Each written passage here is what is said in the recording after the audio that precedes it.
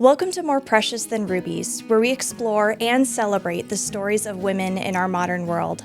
I'm Ariana. In this special global season, we're exploring how women around the world are living out their callings in extraordinary ways. Our guest today is Dr. Grace Al-Zoughbi, an assistant professor at the Arab Baptist Theological Seminary, where she teaches and mentors around 70 students each year. Originally from Bethlehem, Grace earned her PhD from the London School of Theology in 2023, where her research focused on women's roles in theological education and mission across the Middle East. Her experiences serving in ministry across the Middle East and Africa, particularly among women, youth, and marginalized communities, have given her a profound understanding of faith in action. Grace is also an editor and author whose upcoming books, Women and Theological Education in the Middle East, A Historical Trajectory and New Horizons, and Arab Women and Theological Education, A Contribution to Ecclesial Understanding of Christianity in the Middle East, amplifies voices often left out of theological discourse.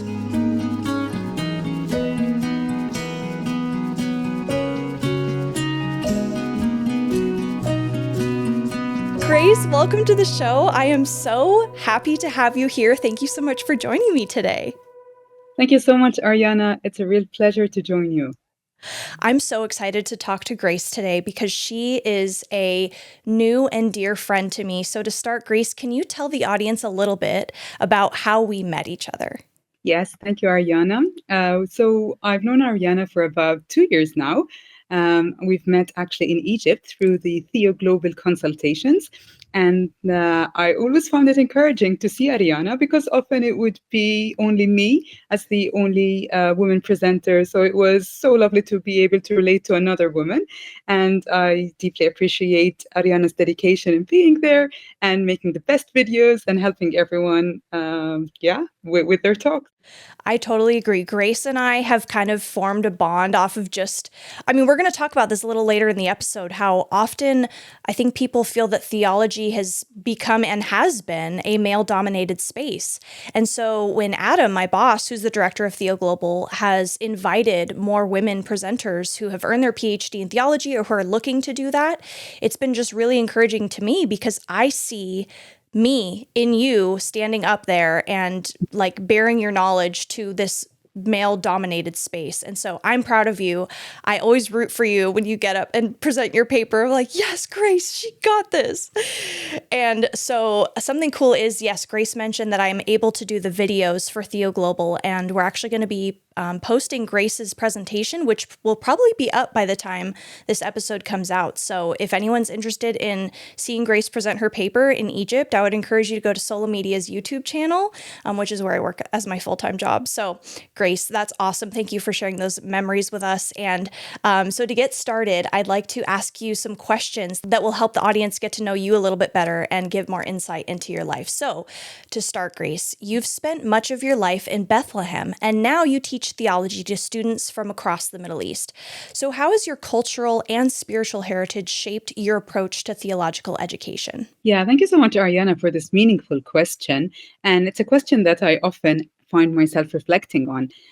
Growing up in Bethlehem has deeply shaped how I see faith and how I approach theological education. And I often get asked this question: what does it mean for you to live in Bethlehem, or to be in Bethlehem, or to be born in Bethlehem? And of course, to me, Bethlehem isn't just a historic place. It's a living place where the story of incarnation continues to speak to me and continues to speak to my theology through the realities of daily life. Life in Bethlehem was complex, but it was beautiful at the same time. I had to grow up in a context where there was tension between faith and struggle, between beauty and brokenness, and I could observe that on a day-to-day basis. But that constant tension taught me something about theology. Theology is not just an academic discipline. It's a lived experience. So when I reflect on both my cultural and spiritual heritage, it taught me to read scripture not from a distance, but within a story. I feel like theology is embedded in my context, in my people's story, in my land's story, but also in God's ongoing story of redemption. And I find that beautiful to reflect on. When we reflect on the different stories that took place in our land more than 2,000 years ago, we can still hear them echo through today's cries, for example, for justice, for peace. And that changes the way I teach. It changes the way I think. It changes the way I write. So I start writing theology and seeing it as something that must engage real life, must engage with the suffering, the questions, and the longing of my Christian community, the minority of Christian community in Bethlehem. I think spiritually, I was formed by a church that lives its faith under pressure. I grew up in a loving Christian home. My parents taught me to love God and walk in His ways. And that really gave me this sort of faith that's tender, but at the same time, that's mature. It gave me a sense of responsibility to teach theology that strengthens the heart, but also the mind. I often tell my students that theology leads us to deeper discipleship, not just deeper knowledge. Of course, also growing up in Bethlehem meant that I was surrounded by different faith traditions, and some go to the earliest expressions of Christianity, the Syriac tradition, the Coptic tradition. So theology is not just a theory, but also it's a way of dialogue, a way of peace. And that's something that's deep to my heart, to encourage students to listen, to honor others' perspectives, and to see how God works. I've seen that live out in you, Grace, even just while teaching your students, but also just participating in theological discussions in Theo Global. That's kind of the whole point, right? Is we're gathering together people of like-minded faiths and educations. And even if we may not agree on everything, we're still allowing for conversations to happen.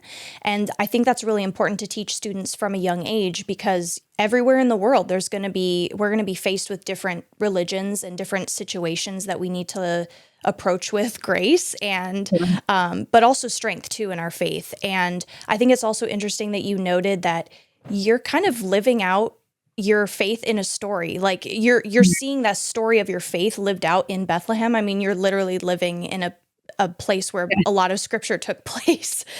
And I think for people who live in the West, that can be kind of easily forgotten about. Not forgotten, but not experienced, because unless you go there on like one of those Bible tours, you're not seeing that history lived out like you are. And so I think that it's a challenge, but also kind of a privilege.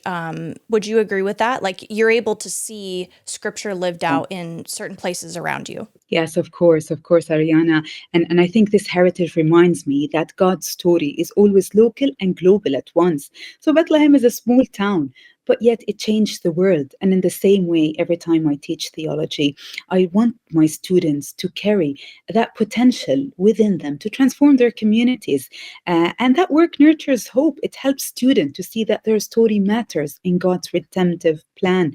And that's the heart of my approach, theology rooted in place, theology rooted in context. It's shaped by suffering, yes, but it's open to dialogue and always oriented towards hope. There are some really difficult days that we had to go through living in Bethlehem. It was challenging as a child, as a teenager.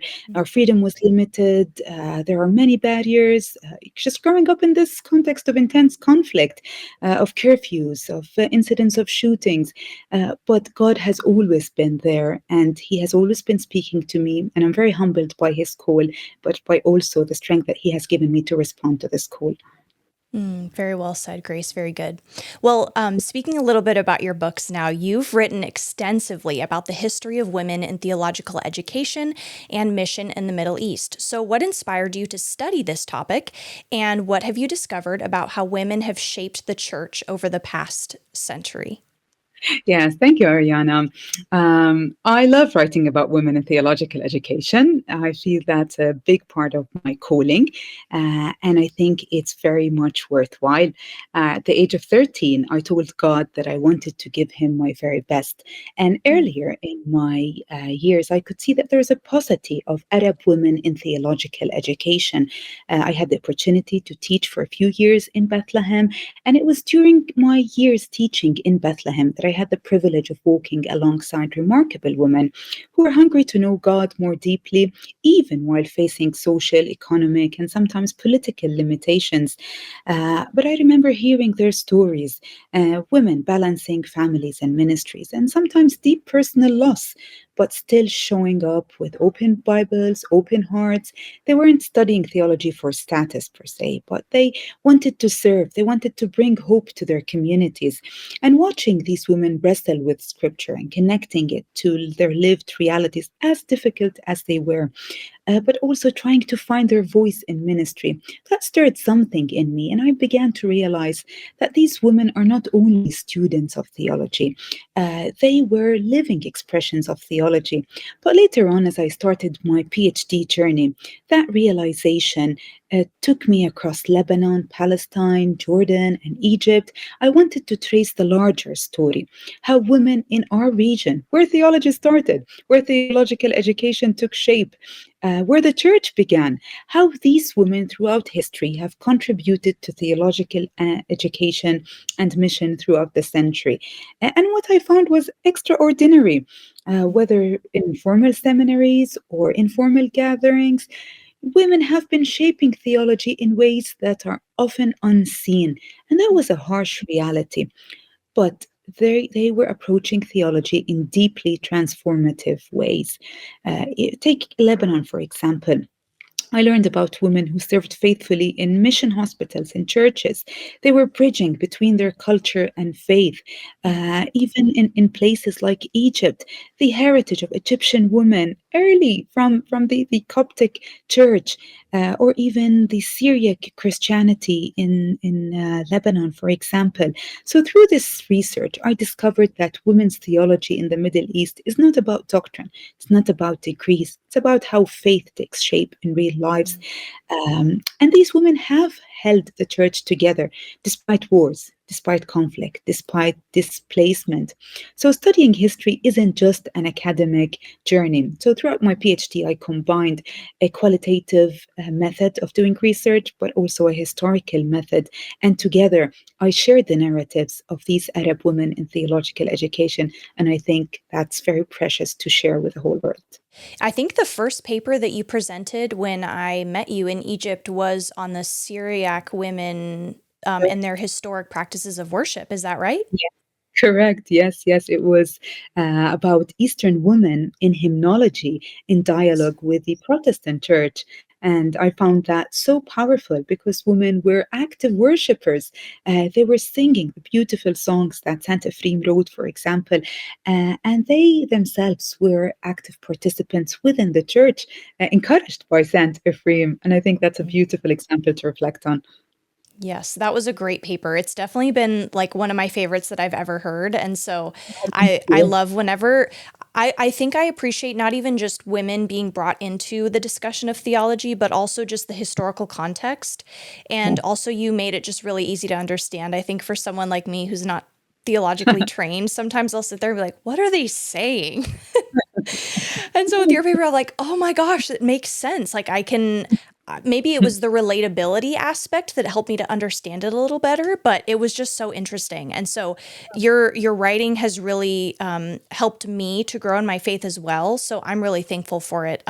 You recently wrote an article in Christianity Today called "Today's Arab Women Theologians Have Plenty of Past Exemplars," which beautifully highlights historical role models.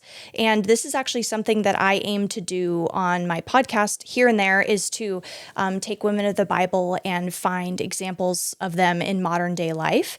And so this is something that you have kind of searched to do in your own writing as well. So how do these examples influence your own teaching and ministry? When I wrote that article, I revisited figures like the desert mothers, for example. We often talk about desert fathers, but we hardly acknowledge the desert mothers. And there were desert ammas, such as Syncletica of Alexandria in Egypt. In my own Middle Eastern context, women like Amma Sarah, Amma Theodora, they lived in the Egyptian, Syrian, and Palestinian deserts in the 4th and 5th centuries. So I also looked at their contributions, how they shaped my teaching and ministry in very practical and personal ways.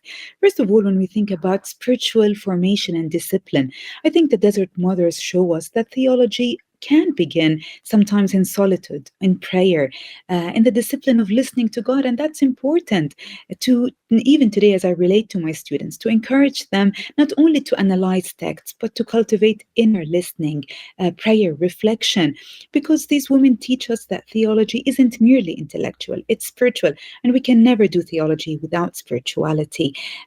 It's important to help students to imagine what their daily rhythms were like for these desert mothers, how they handle doubt or loneliness.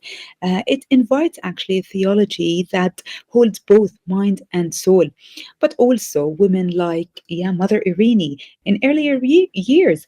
I think these examples encourage us to reflect on courage and how sometimes, even when we feel like we are marginalized, we are overlooked as women, that we can be courageous, that we can use the God-given talents and skills. We can choose a path where sometimes the prevailing structures or models don't always encourage us to follow God's calling, but because He called us, we can be courageous. And I think that's important to encourage students to reflect on the calling that God has given them, and yet be faithful to that calling, be diligent in the many gifts that God has given us. And sometimes we start working behind the scenes, but that is also important leadership. We can offer our servant hearts to the Lord, and God sees it and God honors us. I think in these examples of historical women, there's a certain creativity. Theology in our context should be expressed in our own languages, in our own ways, with local idioms. We don't need to bring structures from the West, for example, because theology started in our own context, and that's important to remind students, because often we neglect our context. And I think it's important to draw on our Arab Christian heritage. It's not nostalgic. That's formative theology. Yeah, I mean, we talked about how songs were used as a way to spread the stories of the Bible. I think that something that you mentioned about how we can feel ostracized oftentimes, and the women of the Bible, even though they weren't living out loud, in the sense that not all their stories were as recorded, on paper as the other men of the desert, like you said, but they still had their own faith, and they still are important to the faith that we carry on today. And I think that you're right. Like, the tradition that they had should be kept in the way that we practice our faith today as well. So what a good point. So in your upcoming volume, Women in Theological Education in the Middle East, you center the voices of Arab women theologians, like we were just talking about. So what do you hope global readers will take away from these reflections? Yes, I'm really excited about this upcoming book because it brings together Arab women theologians from across the Middle East and North Africa, women writing from places like Lebanon, Egypt, Morocco, Jordan, to reflect on faith and theology and life from within their own context, their own lived experiences. And that carries a message, because it's seeing theology through the perspective of women whose experiences are often overlooked or misunderstood, not only in global theology, but even sometimes, sadly, within our own churches. So these writers bring perspectives formed in conflict places, in refugee communities, in families, in ministries, where faith, although sometimes is fragile, it's also courageous. It's a fierce faith. And that's important. So I hope that global readers will actually take away a sense of recognition, first and foremost, that Arab women theologians are not silent, that they're not absent, that they exist, that they have a voice, that they have a contribution, that they have important perspectives. They've always been there. This is not a new invention. That they can think deeply, that they can write eloquently, that they can teach, that they can live theology with extraordinary courage, and that's very important. I want readers to realize that theology doesn't emerge from the West or from academic institutions with long histories. It rises from prayer rooms, from women who interpret the gospel amid daily struggle. Also, I hope that this book will invite listening. When people think about theology from the Middle East, they expect a narrative of crisis, of persecution, of limitation. But which is true at times, but these writings offer something more. they offer the creativity of faith. They offer a sense of healing, in a sense, and a sense of flourishing in a hard soil. But also, I hope that this book will encourage readers around the world not only to admire these Arab women theologians, but to engage with them as partners in theological conversation, that their reflections are important. They're not footnotes, but they are essential chapters in the story of the global church. Yes, very true, Grace. Well, first of all, when does the book come out? And second of all, can people buy it on Amazon? Like, where can they get it? Yes, so the book actually initially comes out in Arabic and hopefully by the end Wow. of December. But then we're hoping to translate it to English, and hopefully that will be accomplished within the first quarter or so within 2026. And yes, I'd love to share ways how we are making it available, and I'd love everyone to read it. So cool, Grace. I'm so excited for that book to come out, and I'll be looking forward to hear how we can read it ourselves. And as a female scholar yourself, teaching theology in a global context, what unique opportunities and challenges do you encounter in your role? First of all, I'd like just to highlight that the opportunities are extraordinary. I find it a privilege to get to work with students from across cultures, from the MENA region, the Middle East, and North Africa. And every encounter, there is a personal story, there are questions, and there are hopes. So that's a space where we can learn from one another.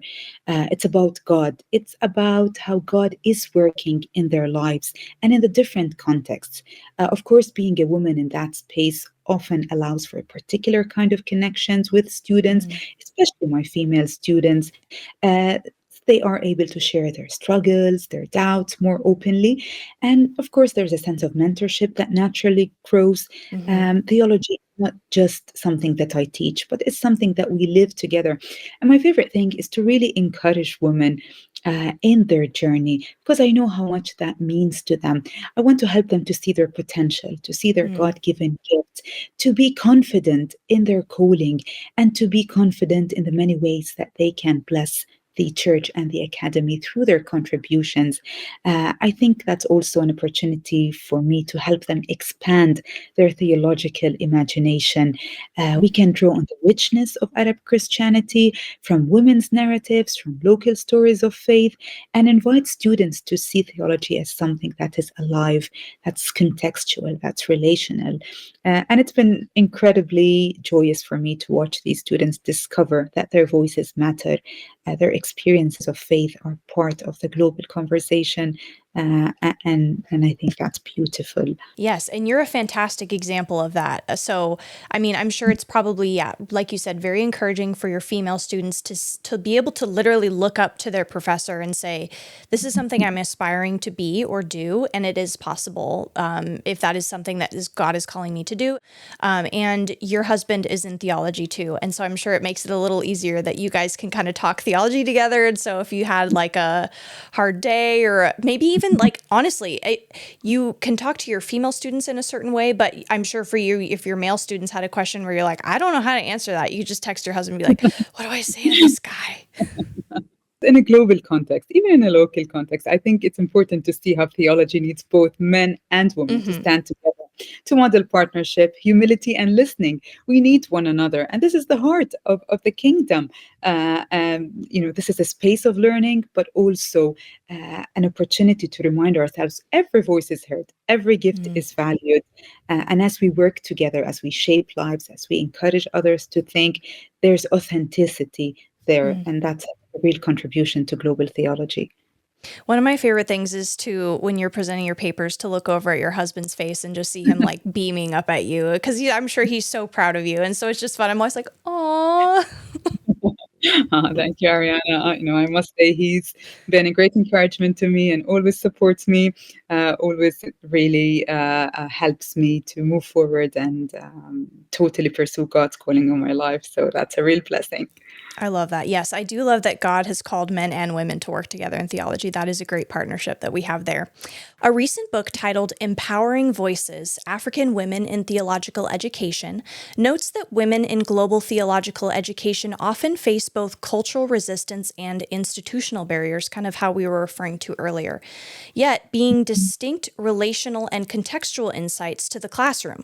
So, I mean, you talked about this a little bit, but how have you seen this dynamic play out in your own experience, maybe even just among your students when they're talking to each other, when they're interacting with each other? How have you seen them kind of experience this? Has it been, do you feel like that's still true for your area? What do you think about that?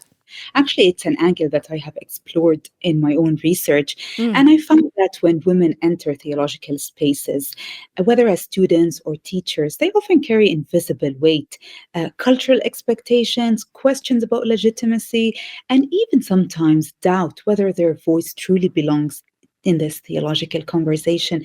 And often it's because how others around them make them feel. Throughout my research, when I interviewed many women in theological education, the question that they were constantly asked is why? Why are you going into theological education? As if this is not their space. And I find that deeply painful because women are part of this conversation.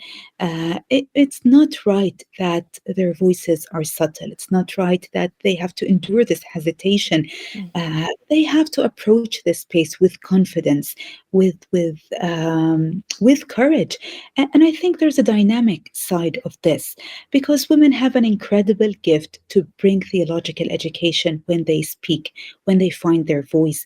And they do approach theology through relationships, through story, through empathy, through the different perspectives, through their reflections on their day-to-day realities. And they Mm-hmm. care for families in amazing ways. They work in communities, navigating conflict and displacement. And that's what makes theology tangible. It isn't abstract. They have to learn how to live and love amidst so much brokenness. So I've watched that this dynamic actually transforms the learning environment when women share their experiences of forgiveness, of reconciliation, of faith under pressure. That opens a new kind of dialogue.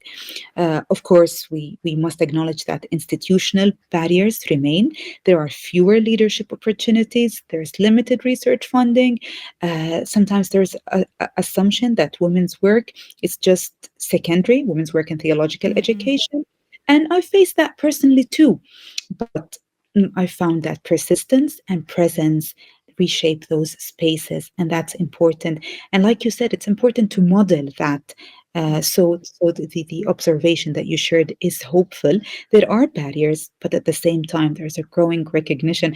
And I am committed to do everything that I can, and I have done to help transform this space because I believe that women's voices are important, that they have so much to contribute. And I thank God for every opportunity that He has given me to help invest in women and encourage them in the work that they're doing. So, yeah. Amen, Grace. Well, in the first season, we talked to Kendra Dahl about her book about women in the church and their roles. And even though it's coming from technically a Western perspective, something that she mentioned that I think kind of correlates to what you're saying is that women do have a role in the church because we were given different personalities and different traits than men were. And so, like you said, women allow for theology to be tangible in a sense, but I think also in the way that God created us, He also allows us to make theology tender. You're right. There is like a sensitivity and a motherly instinct that we all carry that allows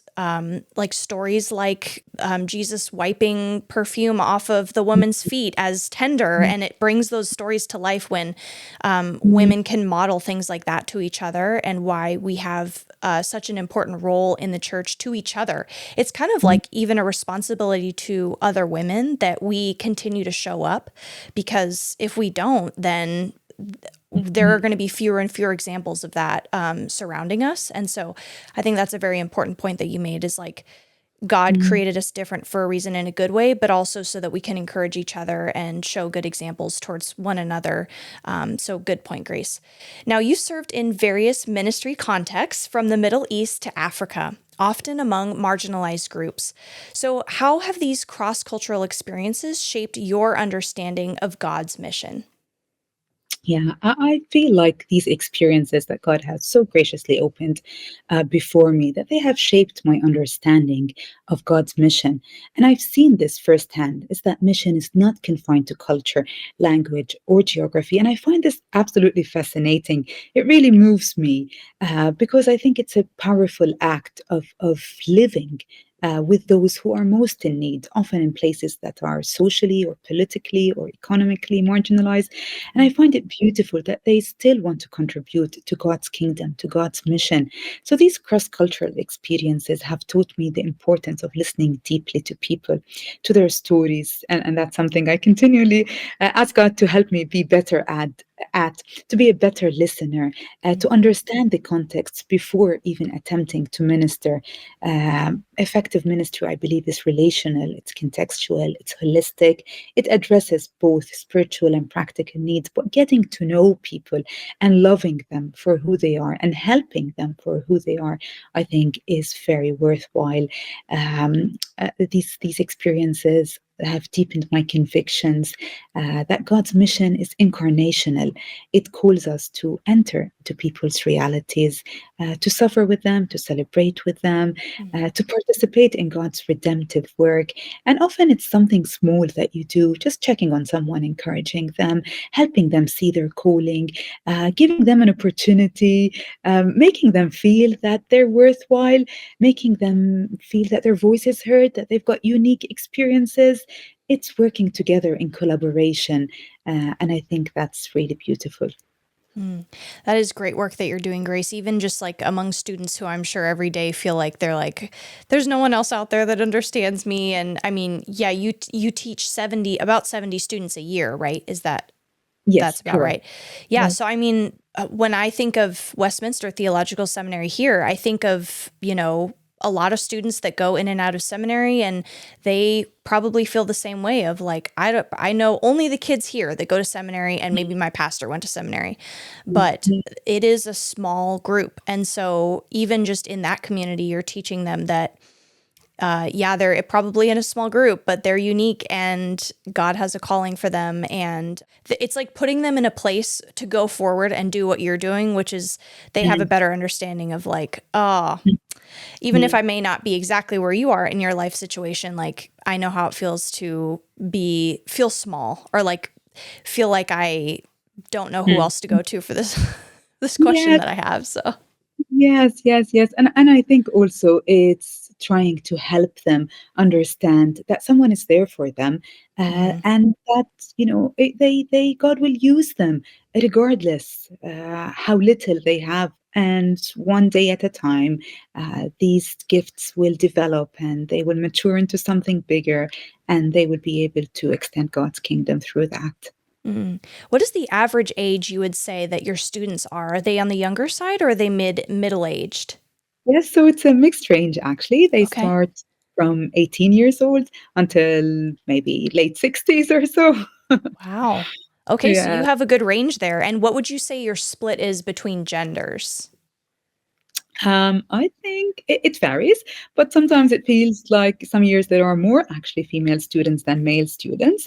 And Oh. it's impressive. There are women that are married, they're mothers, they're mothers of adult children, and Mm. sometimes they're grandmothers as well. So it's inspiring to see their passion, their perseverance, and their commitment, their diligence. And I always take time to commend them for that.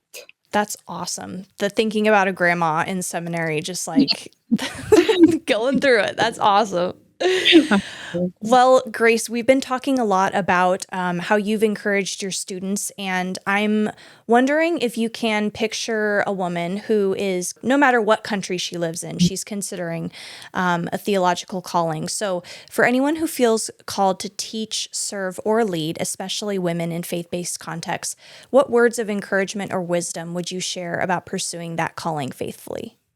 Yes, I would say first and foremost that God's mission has always involved women. That's an important fact to remember. Through faith, through courage, these women have stepped into their calling and they've changed the course of God's work. If we think of women like Deborah or Esther in the Old Testament, or even widows, like we read in the historical narratives, like the widow with the jar of oil in 2 Kings, whose obedience to God and trust in Him multiplied her provision beyond what she could ever imagine. God has given each of us a calling. Sometimes it may seem small or ordinary, but with God, all things are extraordinary. God delights in using faithful women to accomplish His purposes. Your voice is needed. It's important that we take time to root ourselves in prayer, to immerse ourselves in God's word. And as we serve, we must do so with humility, with wisdom, with courage, and this is measured with our faithfulness, not recognition, but our obedience to God will certainly open doors for generations to come. I love reflecting on the example of the yeast, the parable that Jesus gave, and that is our voice, our gifts, our initiatives. This is our yeast. And when we use it rightly, God will multiply it for His glory. We become a vessel to carry God's power, God's love to a broken world in remarkable ways. And He will never, ever leave or forsake us. He will never let us down. He is faithful. He has been faithful to me. He will be faithful to each and every one of us. Wow, Grace, I am on fire. You just lit a fire underneath me. I can't imagine. How do your students, they're just like running out of the room like, I'm ready for whatever God has to give me today. That was so inspiring. Thank you so much for sharing that. This has been such an incredible conversation. Thank you so much for joining me today. Your story demonstrates the global reach of God's mission and how one woman's obedience can ripple outward to impact generations. So Grace, thank you so much for joining us today. It's been an absolute joy. Thank you so much. It's been my real pleasure, Ariana. Thank you for the work you're doing too. I am very encouraged by it, and I ask that God will continue to use you in so many amazing ways. Oh, thank you so much, Grace. It's been really fun. And it also gives me an excuse to see you other than one time out of the years.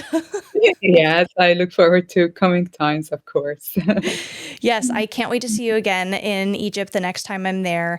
And thank you all for joining us on this conversation with Dr. Grace Al-Zoughbi. I hope that her story reminds you that God's work is not confined by geography, like she said, culture, or circumstance. Her journey shows us what happens when we allow our faith to guide both our study and our service, when we choose to live with purpose, courage, and conviction, even in places where it isn't always easy. My encouragement to you is this: you don't need a platform or a title to make an impact, just a willing heart and the courage to say yes. So if you enjoyed this episode, be sure to subscribe, leave a review, and tune in next time as we continue to explore the lives of remarkable women. Until then, you are worth far more than rubies. Set about your work vigorously with arms strong for your tasks. Open your arms to the poor and extend your hands to the needy. Charm is deceptive and beauty is fleeting, but a woman who fears the Lord is to be praised.